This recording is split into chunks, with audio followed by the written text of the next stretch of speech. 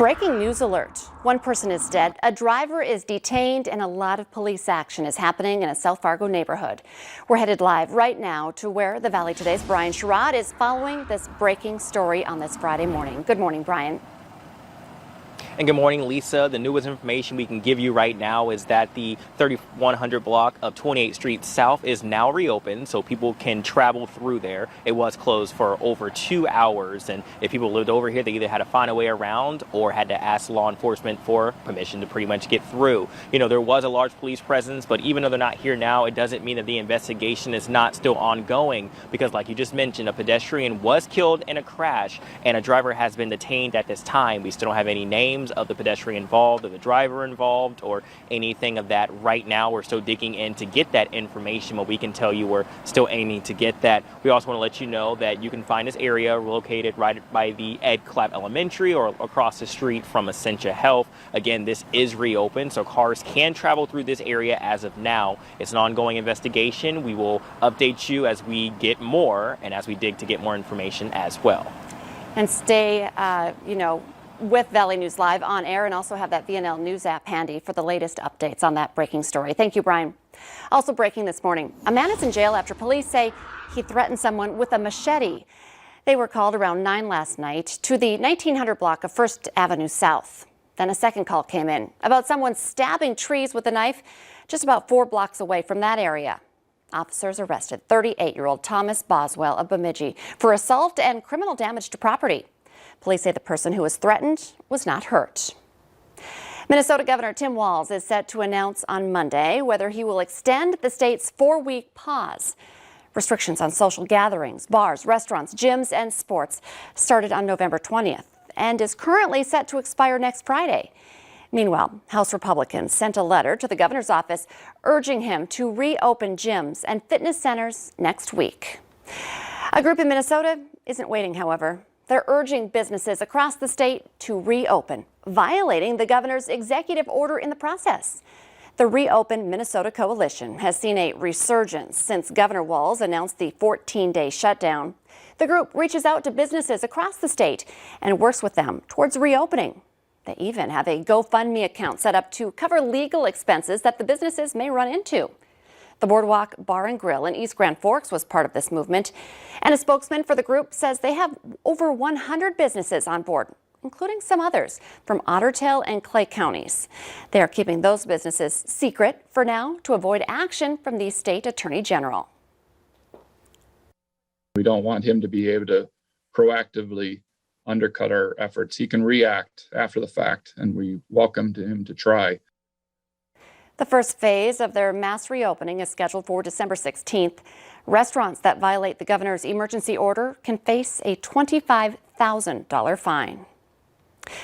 Let's get a check now of our Friday morning forecast. And we're starting out the day under some clouds and kind of some haze, it looks like, Lisa. Yeah, we're looking at conditions that are foggy in places, and it's gotten worse in Fargo by a little bit. Now, I'm zoomed in on downtown, so it looks worse than it is. Visibility in general is okay, but this is the first we've seen the visibility really drop as much as it has for those buildings in downtown Fargo, getting hard to kind of make out the tops of the buildings right now. So just an overall lowering here in our visibility with those low clouds hanging here in the valley. So something to be aware of. It's not just here in Fargo and Moorhead. We're talking about the entire valley, seeing some overcast skies, and in some cases those clouds are near the surface. And we're talking about out west in Carrington and Candu, where visibility is less than a mile.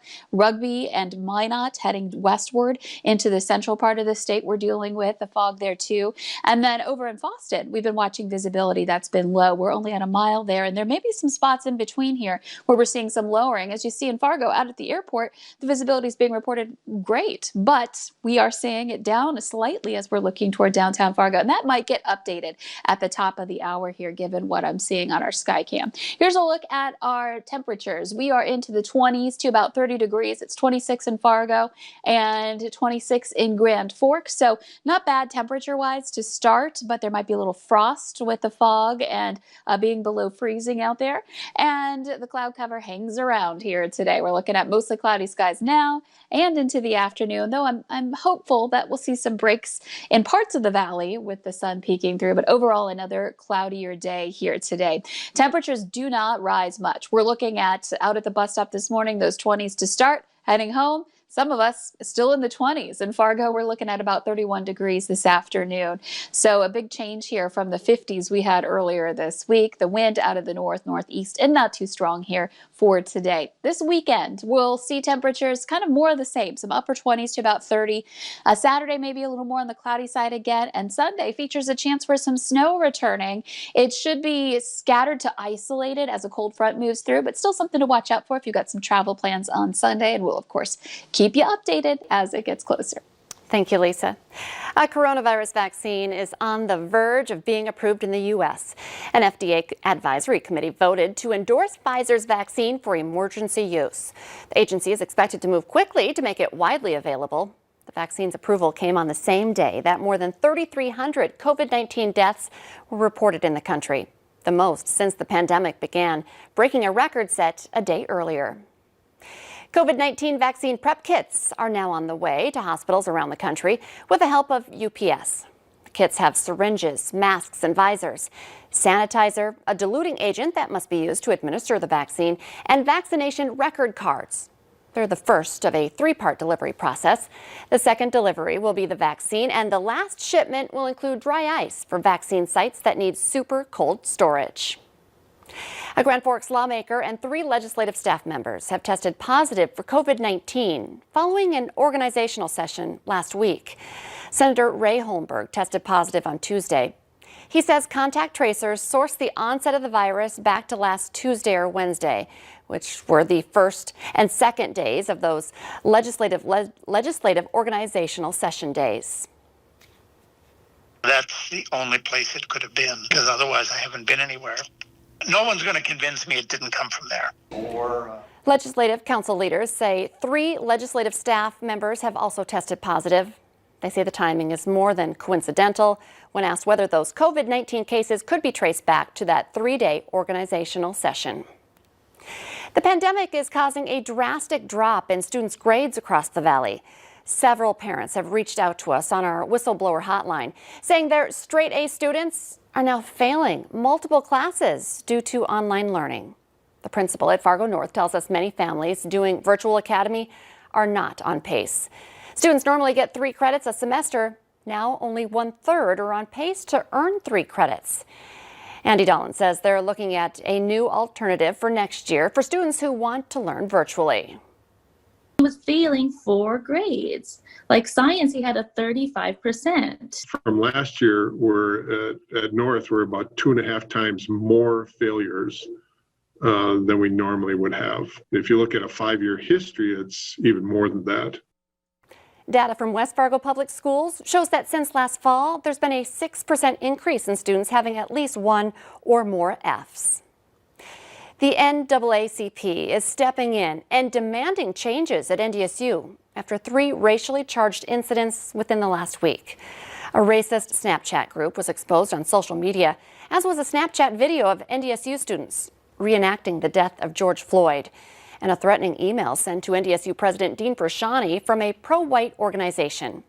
Both the North Dakota chapter of the NAACP and NDSU's Black Lives Matter group are demanding Prashani meet with leaders of local civil rights organizations. They claim he recently declined any kind of meeting.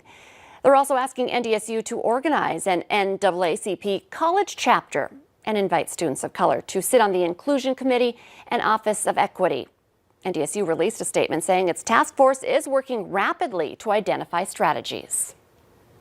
17 states, including North Dakota, are now supporting the bid out of Texas to reverse the 2020 presidential election. The lawsuit comes a day after the Attorney General in Texas asked the U.S. Supreme Court for permission to sue Georgia, Michigan, Pennsylvania, and Wisconsin, all of which Joe Biden won over their voting processes. Minnesota's Attorney General is joining the coalition of 23 attorneys general, urging the Supreme Court to reject this out of Texas. Police are looking for a person they believe is involved in the murder at the Budget Inn Motel in Grand Forks. Here's who they're looking for. He's 28-year-old Vincent Villarreal. He was seen leaving the area last weekend on foot, heading south. Call Grand Forks Police if you have any information. An autopsy will be done to determine the exact cause of a woman's death whose body was recovered along the banks of the Cheyenne River in West Fargo. She was the subject of a 2-day search after police were notified of a suicidal woman near the river. The woman's name will not be released until family members are notified. Trying to get your hands on a Christmas tree might be tougher than you might think this season. A nationwide tree shortage combined with high demand means fewer trees in the valley. In fact, many places locally are already sold out for the season. And while it's bad news for those searching for a tree, it has been good news for local fundraising efforts. Many of the pop-up tree shops are either out or down to their last few trees. If you're still looking for one, we do know after checking around that Baker Gift and Garden in South Fargo has about 100 trees left. And we are still looking for your help with our virtual food drive. We've raised more than $11,000 so far, but that's only 30% of our goal. If you're in a position to help, there are a number of items that you can buy and donate right from your phone. Download our free VNL News app, look for the virtual food drive button, and click to donate. Let's get our answer now to our question of the morning on Facebook. Here's today's question. 75% of women say they do this more during the holidays than they do any other time of the year. We had a lot of great guesses. I thought baking, shopping, spending money were all right up there, but the answer to this survey question, cleaning. Remember, we post that question on our Valley News Live Facebook page every weekday morning, so go ahead and play along.